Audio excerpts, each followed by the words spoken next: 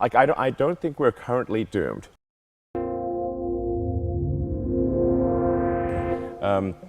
My concern with the CO2 is not kind of where we are today, or even the current rate of carbon generation, but really if carbon generation keeps accelerating and we keep getting that increase in the Keeling curve, the CO2 parts per million in the atmosphere, and if we keep going and if we're complacent, then I think we could. There's some risk of sort of non-linear climate change. This has to end up with renewable, sustainable energy. It's tautological.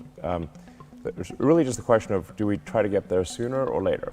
And we should try to get there sooner. It's obvious. Why run the? How long do you want to run this experiment? Yeah, it's also true that even if we stopped CO2 production, that's probably still not enough, that we do need mechanisms for extraction of CO2 from the atmosphere and the oceans.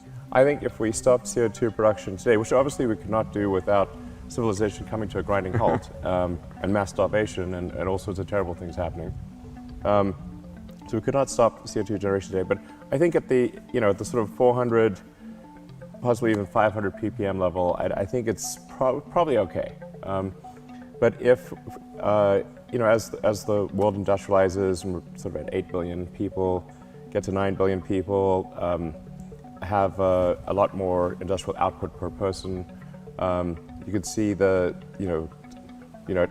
what might be okay at sort of 400 or 500 parts per million of CO2 in the atmosphere might become quite dire at 1,000. Yep. And the trend is certainly in that direction if we don't do anything about it. So that's why I think it's just probably an unwise experiment to run. Even if you think that this is why I think it should be a compelling argument to even those who would assign a low probability to increased CO2 causing problems. Like, let's say you think it's 99.9% likely that adding all the CO2 to the ocean's atmosphere is going to be fine. So you're saying there's a 0.1% chance of disaster. Well, there's only one. So right now we're going to get one planet. Even a 0.1% chance of disaster, why run that risk? That's crazy. So I think what's likely to play out is that we will continue to add a lot more CO2 to the ocean's atmosphere, and also ocean acidification, as you know, is also an issue. You don't want to sort of add carbonic acid to the oceans and change the pH level because it destroys reefs and all that. So which it's actively doing right now as we're watching. Yeah, exactly. Yeah.